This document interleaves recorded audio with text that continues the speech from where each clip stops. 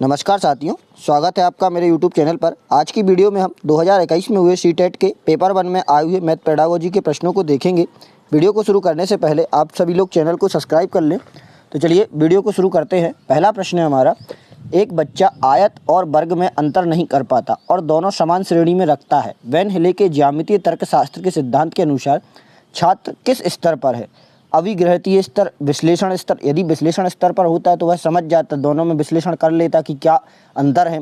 निगमन स्तर या दृश्यीकरण स्तर। तो इसका आंसर होगा ऑप्शन नंबर डी, दृश्यीकरण स्तर पर है, क्योंकि वह केवल देख रहा है और उनको देख रहा है कि वही चारों भुजाएं हैं, सेम चीज़ें हैं, तो वह दोनों में अंतर नहीं कर पा रहा है, केवल देखकर उसमें अनुमान लगा रहा है। अगला है हमारा, निम्नलिखित में से कौन प्राकृतिक संख्या के योग की अवधारणा पेश करने के लिए उपयुक्त अनुक्रम है? ए, प्रासंगिक परिस्थिति के साथ एक अनुभव प्रदान करना, ये उपयोग रहेगा। बी, प्रतीकों का उपयोग करके परिस्थिति को दर्शाना।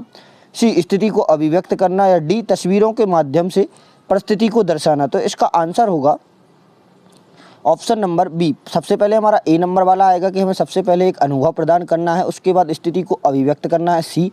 फिर उसके बाद हमें डी नंबर, तस्वीरों के माध्यम से परिस्थिति को बताना है, और अंतिम में बी नंबर वाला कार्य, प्रतीकों का उपयोग करके परिस्थिति को दर्शाना है। ऑप्शन बी हमारा आंसर होगा। अगला है हमारा, राष्ट्रीय पाठ्यचर्या रूपरेखा 2005 के अनुसार निम्नलिखित में से कौन सा परिसर उत्कृष्ट गणित शिक्षा के दृष्टिकोण को प्रतिबिंबित करता है? उत्कृष्ट गणित शिक्षा के दृष्टिकोण को। तो ए, उच्च गुणवत्तापूर्ण गणितीय शिक्षा वह है जिसमें कोई विद्यार्थी अनुत्तीर्ण हो जाते हैं।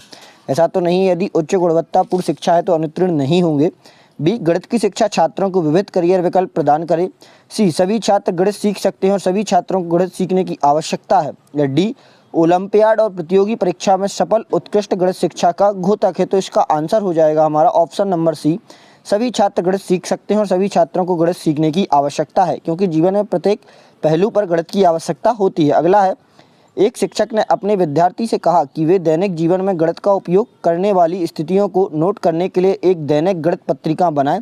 इसका उद्देश्य क्या है? कक्षा को आगामी निरीक्षण के लिए तैयार करना, छात्रों की गणना संबंधी कौशल में सुधार करने में मदद करना, छात्रों की कक्षा की गणित को बाहरी दुनिया से जोड़ना, या छात्रों को उनके दैनिक जीवन के प्रति समझ का परीक्षण करना। तो इसका आंसर होगा ऑप्शन नंबर सी, छात्रों की कक्षा की गणित को उनकी बाहरी दुनिया से जोड़ने में मदद करना। अगला है, गणित केवल अंकगणित नहीं है, दिए गए संदर्भ में निम्नलिखित में से कौन सा कथन सबसे उपयुक्त रहेगा? प्राथमिक स्तर पर केवल ज्यामितीय आकृतियों के प्रारूपों को पढ़ाया जाना है, कि ये केवल लगा है मतलब केवल इन्हीं पर ध्यान दिया जाना चाहिए। तो ये आंसर नहीं होगा, एक कीवर्ड है। बी, बीजगणित अंकगणित से विशिष्ट है। सी, गणित की पाठ्य पुस्तक में ज्यामिति को एक अलग खंड के रूप में शामिल किया जाना चाहिए। या डी, गणित के क्षेत्रों जैसे आकार, स्थानिक समझ, माप, डेटा संचालन को गणित के पाठ्यक्रम में उचित स्थान दिया जाना चाहिए। यही हमारा आंसर है। अगला है, निम्नलिखित में से डीन्स ब्लॉक का प्रयोग करके किन अवधारणा को नहीं पढ़ाया जा सकता? संख्याएं और स्थानीय मान, प्रायिकता, योग और घटाव। तो डीन्स ब्लॉक का प्रयोग करके हम प्रायिकता को नहीं पढ़ा सकते हैं। अगला है हमारा, जब अंकों में 6065 को संख्या के रूप में लिखने को कहा गया तो एक छात्र ने इसे 665 लिख दिया। त्रुटि इसलिए हुई क्योंकि बच्चों को संख्या की समझ नहीं है। यदि संख्या की समझ ना होती तो वह 665 भी नहीं लिख पाता। बी, छात्रों को गणन सूचक और क्रम सूचक संख्याओं का बोध नहीं है, यह एक संक्रियात्मक त्रुटि है। या डी, छात्र को स्थानीय मान की अवधारणा की नहीं समझ पाया। यही हमारा आंसर होगा। अगला है, योग पर एक प्रश्न को हल करने के दौरान 234-42 एक छात्र जोर से कहता है, यदि वह 40 होता तो वह 244, 254, 264, 274 में से होगा, लेकिन यह 42 है, इसलिए यह 274-2 276 होगा। इसलिए 234-42 बराबर 276 है। छात्र द्वारा उपयोग की जाने वाली रणनीति के लिए निम्नलिखित में से कौन सा कथन सही रहेगा?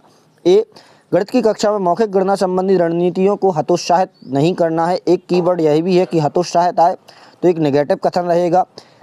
और यदि हमसे पॉजिटिव आंसर पूछा जाए तो ये हमारा आंसर नहीं रहेगा। बी, ऐसी विधियों से हल किए गए प्रश्नों को ठीक करने में शिक्षक का काम बढ़ जाता है। नहीं, ऐसे एल्गोरिथम छात्रों के अवधारणात्मक ज्ञान के संकेतक नहीं है, ये नेगेटिव कथन है। और डी, गणित में अनौपचारिक रणनीतियों का उपयोग एक शिक्षक के बच्चे की अवधारणा को समझने की प्रक्रिया को जानने में मदद करता है। यही हमारा आंसर होगा। अगला है, कुछ छात्रों में भागफल और शेषफल शब्दों के साथ उलझन है। छात्रों में इस प्रकार की उलझन को दूर करने के लिए निम्नलिखित में से कौन सी नीति उपयुक्त है? श्याम पट पर शिक्षक द्वारा अनेक विभाजन समस्या को निरूपित करना। बी, छात्रों को कार्यशीट दी जाए और उन्हें उसका अभ्यास करने के लिए कहा जाए। या सी, मूर्त पदार्थों का प्रयोग किया जाए और छात्रों को कहा जाए कि वे इनसे भिन्न प्रकार के समूह बनाएं और समूह की संख्या और समूह के बाहर की वस्तुओं का निरीक्षण करें। तो इसका आंसर ऑप्शन नंबर सी हो जाएगा। अगला है, निम्नलिखित में से कौन गणित में योगात्मक मूल्यांकन की विशेषता नहीं है। योगात्मक मूल्यांकन मतलब सभी पक्षों का मूल्यांकन, इसकी विशेषता नहीं है, यह एक स्वतंत्र परीक्षा है, सही है। बी, इसका उपयोग ग्रेडिंग, प्रमोशन और प्लेसमेंट के लिए किया जाता है। सी, यह बच्चों की क्षमता और कमजोरी के निदान पर केंद्रित होता है, सही। डी, यह प्रक्रिया उन्मुख होने के बजाय उत्पाद उन्मुख है। इसका आंसर रहेगा ऑप्शन बी कि यह उपयोग ग्रेडिंग, प्रमोशन और प्लेसमेंट के लिए किया जाता है, जो कि नहीं, इसका आंसर होगा ऑप्शन नंबर सी है, बच्चों की क्षमता और कमजोरी के निदान पर केंद्रित है। योगात्मक मूल्यांकन की विशेषता नहीं पूछा गया है, तो ये नहीं है। अगला है, निम्नलिखित में से कौन सी गणित शिक्षण की सबसे वांछनीय विशेषता है। वांछनीय मतलब सबसे आवश्यक। कक्षा के लिए एक कलन विधि प्रस्तुत करें और छात्रों को इसे याद करने का निर्देश दें। तो याद करना गणित में उपयुक्त नहीं है। बी, छात्र के लिए चुनौतीपूर्ण तथा सार्थक प्रश्न तैयार करें और उन्हें प्रस्तुत करें। या सी, छात्रों को पाठ्यपुस्तक में हल किए गए प्रतिदर्श प्रश्न के अनुसार प्रश्न हल करने का निर्देश दें। या डी, छात्रों को श्यामपट्ट पर प्रश्न हल करने के लिए कहें। तो इसका आंसर होगा ऑप्शन नंबर बी। अगला है, निम्नलिखित में से कौन सा सही मिलान को दर्शाता है। ए, इसका आंसर हो जाएगा ऑप्शन नंबर ए। अगला है हमारा, गुणन की अवधारणा को पेश करते हुए कक्षा 2 की शिक्षिका नीतू ने शाब्दिक प्रश्नों से शुरुआत की। जैसे एक परिवार में 4 सदस्य हैं और यदि प्रत्येक सदस्य को दोपहर के भोजन के लिए 3 रोटियों की आवश्यकता होती है तो कितनी रोटियों की आवश्यकता होगी। अवधारणा को पेश करने के लिए इस तरह के शाब्दिक प्रश्नों का उपयोग करने का उद्देश्य क्या है। बच्चे के संप्रेषण कौशल में सुधार करना। बी, वास्तविक जीवन की स्थिति को गणितीय प्रश्नों से जोड़ने की क्षमता का विकास करना। या सी, गणित भाषा की कक्षा को एकीकृत करना। या डी, बच्चों में केवल गणितीय भाषा के विकास पर ध्यान देना। तो केवल आ गया है, जो कि आंसर नहीं रहेगा।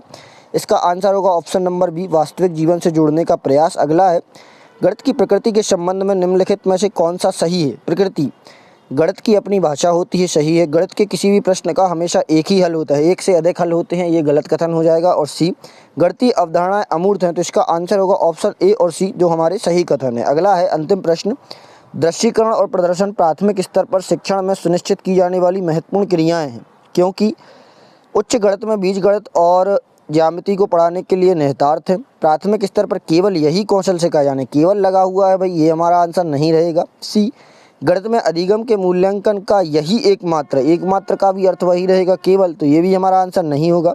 ये शिक्षक के काम को आसान बनाते हैं। तो इसका आंसर क्या रहेगा, दृश्यीकरण और प्रदर्शन प्राथमिक स्तर पर शिक्षण में। ऑप्शन नंबर ये हमारा आंसर हो जाएगा। आशा करता हूँ आपको वीडियो पसंद आई होगी। वीडियो पसंद आई तो लाइक करें, चैनल को सब्सक्राइब करें। मिलते हैं अगली वीडियो में। धन्यवाद।